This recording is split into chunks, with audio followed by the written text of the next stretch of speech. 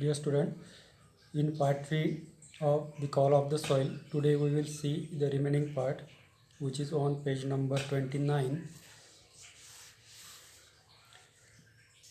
With the advent of irrigation, advent means help, farmers were tempted to grow a social crop, and kasbai, being a long duration rice, was replaced by the shorter duration hybrids so that the harvest could be done earlier. The writer Vedant Iyer is telling his experience when he was in a village for asking a seed of kasbai. It tells us that with the advent of irrigation, farmers were tempted to grow a second crop. वहाँ पे जो irrigation मतलब जो पानी देने की जो सुविधा थी, उसके हेल्प से, उसकी मदद से जो फार्मर है उनके मन में एक सेकंड क्रॉप, एक दूसरी फसल लेने की लालसा उनके मन में थी. और जो कासबई है यहाँ पे बोला गया, and Kasbai being a long duration rice. Kasbai क्या था? It was a long duration rice. एक लॉन्ग ड्यूरेशन वाला क्रॉप वो था, एक फसल वो थी. It was replace by the shorter duration hybrid so that the harvest could be done earlier. तो उसे रिप्लेस किया गया एक शॉर्टर ड्यूरेशन वाले हाइब्रिड सीड के साथ, इसलिए कि जो भी हार्वेस्टिंग है, जो फसल की जो काटने वगैरह होते हैं, जब फसल निकालनी पड़ती है वो जल्दी हो सके, इसलिए उसे शॉर्ट ड्यूरेशन हाइब्रिड सीड के साथ शिफ्ट किया गया या फिर रिप्लेस किया गया. This ensure that the farmers could take up a second crop. इसीलिए कि ये जो शॉर्टर ड्यूरेशन वाला सीड है, इसके जो हार्वेस्टिंग है वो जल्दी हो सके और उसकी जगह जो दूसरा सेकंड क्रॉप है वो दूसरी फसल वहाँ पे लगाई जा सके. ये उसके पीछे का एक पर्पस था. और इसलिए जो कासबई है, लॉन्ग ड्यूरेशन वाला जो सीड था, लोगों ने उसकी जगह शॉर्टर ड्यूरेशन वाले जो सीड्स है उसको लगाना शुरू कर दिया एक सेकंड क्रॉप लेने के लिए.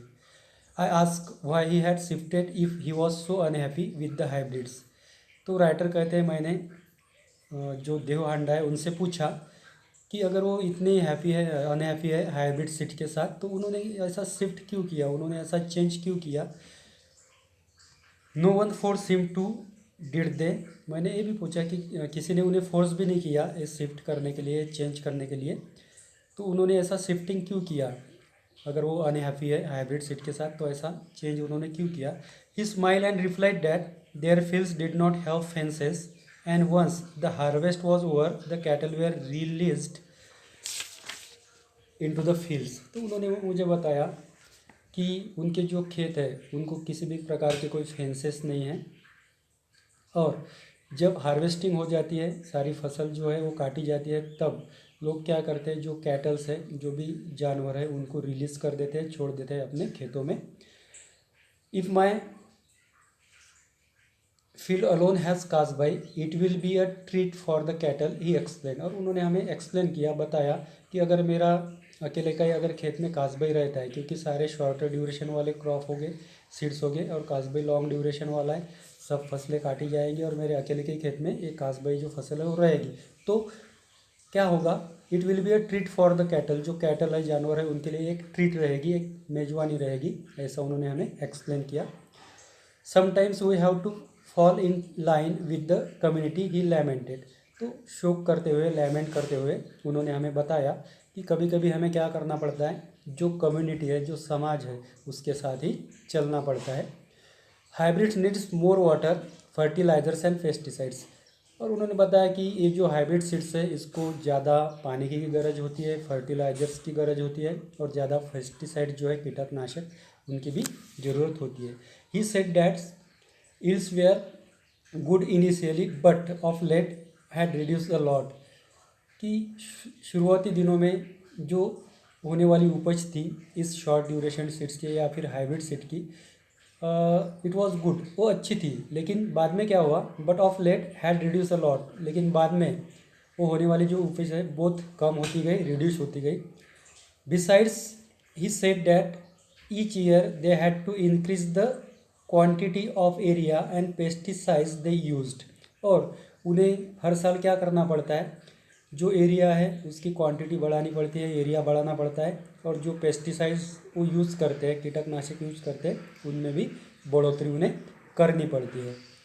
It was as if the newer hybrids had an insatiable appetite for chemicals, कि जैसे जो न्यूअर हाइब्रिड्स का मतलब न्यूअर हाइब्रिड जो सीड्स है उसकी केमिकल के लिए जो भूख है, जो एपेटाइट है, वो कभी भी सेटिस्फाई होने वाली नहीं है, जितना भी केमिकल डालो उतना कम है, ऐसा लगता था।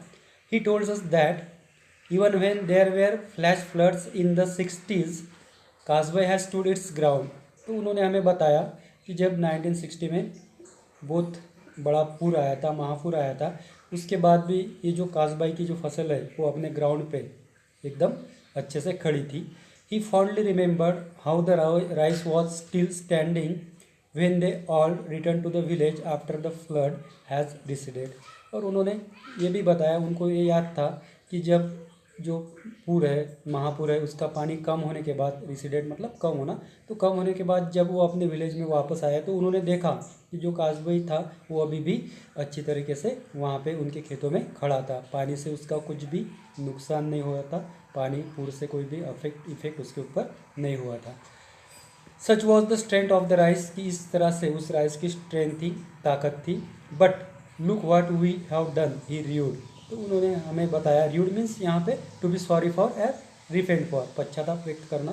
तो पश्चाताप व्यक्त करते हुए उन्होंने हमें बताया, दर्शाया कि but look what we have done, लेकिन हमने अब क्या किया तुम ही देखो, कि एक अच्छी फसल थी, बहुत स्ट्रांग फसल थी, ऐसी फसल को अब हम नहीं बोते हैं, तो इस तरह की सिचुएशन हमने खुद ही पैदा कर दी और हाइब्रिड का इस्तेमाल हम अब करते हैं, ऐसा उन्होंने बताते हुए शोक व्यक्त किया।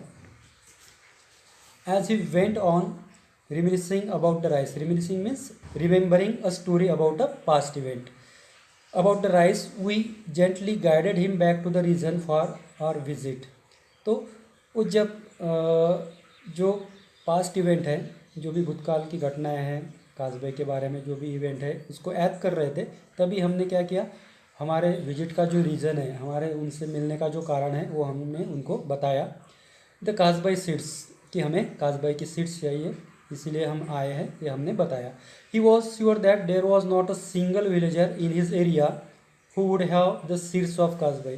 तो उन्होंने श्योरली हमें बताया कि उनके एरिया में ऐसा एक भी विलेजर नहीं होगा जिनके पास इस कासबाई की सीड्स मिलेंगी, बीज मिलेंगे। According to him the only people who still grew it were the adivasi in a hamlet, hamlet means here a small village, hamlet at the foot hills of the mountains in the next village Asarwari. तब उन्होंने बताया, और उनके मतानुसार जो people, जो लोग हैं जो अभी भी उस वैरायटी को ग्रो करते हैं, बोते हैं अपने खेतों में, तो वो लोग सिर्फ आदिवासी लोग हैं जो एक हैमलेट मीन्स एक छोटे से गांव में, एक स्मॉल विलेज में रहते हैं। कहाँ पे, जो माउंटेन एरिया है उनके फुट हिल्स के पास, माउंटेन के पास वो रहते हैं, जिनके विलेज का नाम है यहाँ पे आसरवरी, उस विलेज में वो रहते हैं, ऐसा उन्होंने हमें बताया। We bid farewell to Devhanda, who lovingly blessed us and said, Mahalakshmi the local goddess will give you the seeds of Kasbai. तभी हमने उस व्यक्ति को वहाँ से हम निकले, फेयरवेल उनको किया, और उन्होंने हमें लविंगली ब्लेस किया, एक आशीर्वाद दिया, और कहा कि जो लोकल गॉडेस है महालक्ष्मी, वो तुम्हें कासबाई की जो सीड्स है वो मिलाने में आपकी हेल्प करे, महालक्ष्मी आपको जो सीड्स है, बीज है, वो मिला के दे, ऐसा आशीर्वाद उन्होंने हमें दिया। In Asarwari village we asked the sarpanch to help us as we were not very fluent with the local dialect. जब हम उस गांव में पहुँचे, आसरवरी विलेज में हम पहुँचे, तो हमने सरपंच से पूछा कि हम यहाँ की जो लोकल डायलेक्ट है, जो स्थानिक बोली भाषा है, लैंग्वेज है, उसे हम नहीं जानते, उसमें हम फ्लुएंट नहीं हैं, तो हमें कुछ हेल्प मिलेंगी क्या। तो कुछ हेल्प के लिए, मदद के लिए हमने पूछा। ही सेंट हिज असिस्टेंट जीवन with us into the hills, इसलिए उन्होंने हमारे साथ, उनका जो असिस्टेंट है जीवन नाम का, उसे हमारे साथ भेज दिया। After a half hour walk through this thick vegetation, crossing numerous streams and ditches and scrambling over rocks and gravel, we reach the sleepy hamlet of Boripada. तो राइटर कहते हैं कि आफ्टर हाफ आवर, आधे घंटे के बाद, जो थिक वेजिटेशन था वहाँ पे, जो भी बहुत सारे जो मतलब वृक्ष वनस्पति थे, क्रॉसिंग न्यूमरस स्ट्रीम्स, बहुत सारे जो झरने थे, उसको क्रॉस करने के बाद, डिचेस, कुछ जो डिचेस है, गड्ढे वगैरह क्रॉस करने के बाद, स्क्रैम्बलिंग ओवर रॉक्स, जो रॉक्स थे उसके ऊपर चढ़ने के बाद, एंड ग्रेवल, जो कंकर वगैरह वहाँ पे पत्थर वगैरह कंकर थे उनके ऊपर से चलने के बाद हम कहाँ पहुँचे? We reach the sleepy hamlet of Boripada, जो छोटा सा गांव है जिसका नाम था बोरीपाड़ा, वहाँ पे हम पहुँच गए।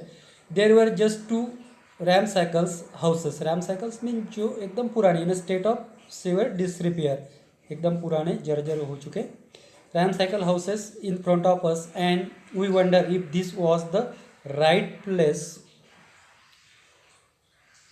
A wrinkled old woman sitting before one of the houses looked at us with curiosity.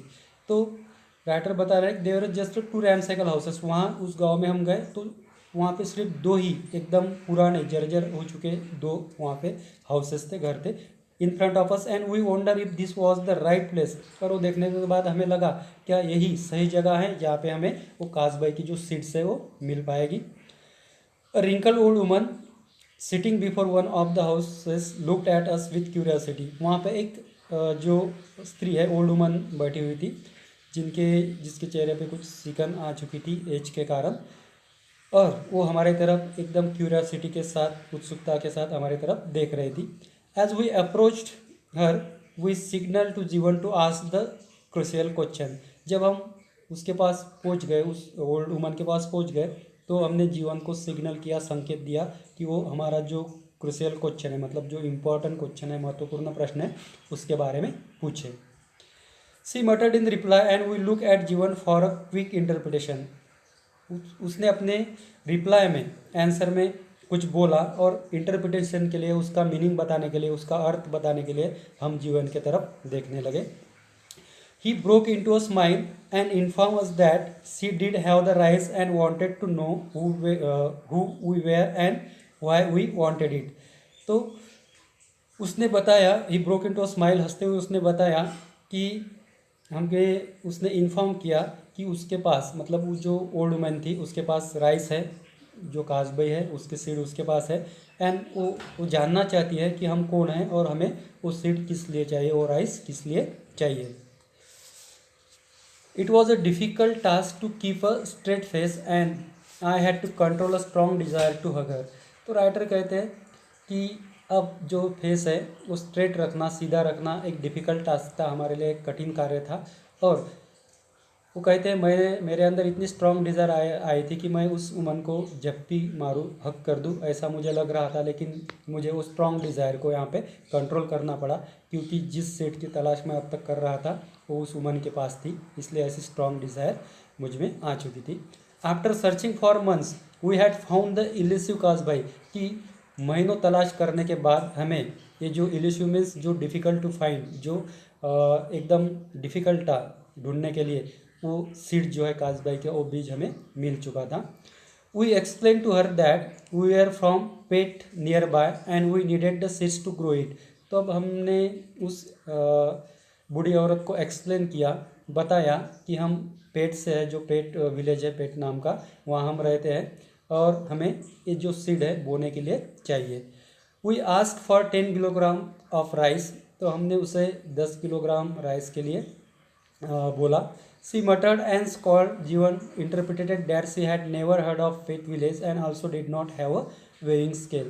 तो उसने फिर से कुछ बताया, अपने चेहरे के ऊपर सिकन लाते हुए, बदनज़र दिखाते हुए, और जो जीवन है उसने हमें उसके बोलने का जो मीनिंग है, अर्थ यहाँ पे बताया कि उसने जो विलेज है हमारा पेट, उसका नाम कभी भी सुना हुआ नहीं है, और उसके पास जो 10 किलोग्राम राइस हमें चाहिए था वो देने के लिए, गिन के देने के लिए कोई वेविंग स्केल भी नहीं है, गिनने के लिए कोई मतलब जो वेविंग मशीन होती है पुराने ज़माने में जो तराजू हुआ करता था, उसके पास कुछ भी नहीं है, ऐसा बताया। She was willing to give the seeds only in basket, कि वो हमें सिर्फ बास्केट में ही सीड देंगी, ऐसा जीवन ने हमें बताया। We ask for a single basket of rice and Jeevan told us to pay her something, तो हमने उससे सिर्फ एक ही बास्केट, जो राइस की एक ही बास्केट है, वो उससे ले ली, और जीवन ने हमें बताया कि हमें उसे कुछ ना कुछ जो इसका पेमेंट है वो देना चाहिए। I handed over 100 rupee note and for the first time in the last 10 minutes her face broke into a smile, तो मैंने उसे क्या किया, राइटर कहते हैं एक 100 रुपीज़ की नोट मैंने उसे दे दी, और 10 मिनट में पहली बार मैंने क्या देखा, her face broke into smile, उसके चेहरे पर मैंने हंसी देखी। She nodded her head in approval, और वो पैसे लेते हुए 100 की नोट्स लेते हुए अप्रूवल में, अनुमोदन के साथ उन्होंने जो है उस स्त्री ने अपनी मुंडी हिलाई। As we walked back against the fading sunset, leaving behind a smiling old lady, I couldn't help but wonder that here, nestling in the foothills of an unknown mountain, away from the hustle and bustle means chehal pehal, of the road of the city where the real people of India। तो writer कह रहे हैं as we walk back, जब हम वहाँ से वापस जा रहे थे, अगेंस्ट द फेडिंग सनसेट, जो सनसेट है वो होने वाला था, सूर्यास्त होने वाला था। Living behind a smiling old lady, जो हंसने वाली वो ओल्ड लेडी थी, उसे पीछे छोड़ते हुए हम जा रहे थे। I couldn't help but wonder that, कि मुझे इस बात का आश्चर्य हो रहा था कि nestling in the foot hills of an unknown mountain, जो किसी को पता नहीं ऐसे माउंटेन एरिया में रहने वाले, away from the hustle and Bansal of the road और द सिटी, कि जो बड़े बड़े रास्ते, जो शहर है उनका जो चहल पहल है उनसे दूर रहने वाले, ये जो लोग है, were the real people of India, ये जो लोग क्या है, they were the real people of India, कि भारत के सच्चे लोग हैं जो ऐसे एरिया में रहते हैं, सारे चहल पहल से दूर रहते हैं। This where the people who still held on to the rich biodiversity of our land and no one even cared about them। ये वही लोग हैं जो आज भी क्या करते हैं, जैव विविधता वाला जो मतलब नेचुरल एटमॉस्फेयर है, जो ज़मीन को मिलता है, ऐसे एटमॉस्फेयर में रहते हैं और जिनके बारे में अब कोई भी केयर नहीं करता है। They had never heard of hybrids, fertilisers और पेस्टिसाइड्स, उन लोगों ने अब तक हाइब्रिड के बारे में भी सुना नहीं है, फर्टिलाइजर्स और पेस्टिसाइड्स के भी बारे में सुना हुआ नहीं है, मतलब वो अब तक कोई भी फर्टिलाइज़र या जो केमिकल्स है, पेस्टिसाइड्स है, वो यूज़ नहीं करते हैं, ऐसे ये लोग हैं, ऐसा राइटर कहते हैं। They just grew their rice and ate what they got, वो क्या करते हैं, अपना जो भी राइस है, जो भी वैरायटी उनके पास है, ट्रेडिशनल वैरायटी ग्रो करते हैं, और जो उन्हें मिलता है बिना फर्टिलाइज़र के, बिना केमिकल्स के, वही वो खाते हैं। The old lady we met had probably never left Boripada, कि वो कहते हैं जिस लेडी से हम मिले थे, ओल्ड लेडी से हम मिले थे, प्रोबेबली उसने बोरीपाड़ा छोड़ के वो कभी भी कहीं पे भी नहीं गई होंगी। I was her old was unspoiled by progress, उसका जो जेक था, वर्ड था, it was unspoiled by progress, progress से वो खराब नहीं हुआ था, क्योंकि जब प्रोग्रेस की बात आती है, प्रोग्रेस करना पड़ता है, तो प्रोग्रेस के पीछे कुछ ना कुछ जो डिसएडवांटेज है वो भी होते हैं, लेकिन यहाँ पे प्रोग्रेस के वजह से कोई भी अनस्पॉइलनेस उसके वर्ड में नहीं हुआ था। And for once I was grateful for that, और इसके लिए भी मैं वहाँ पे उस स्त्री के लिए कृतार्थ था, उसका आभारी था, ऐसे राइटर कहते थे। So student, this was the text, this was the lesson, The Call of the Soil, A Saint of Rice by Venkat Iyer. Today we will stop here. Thank you.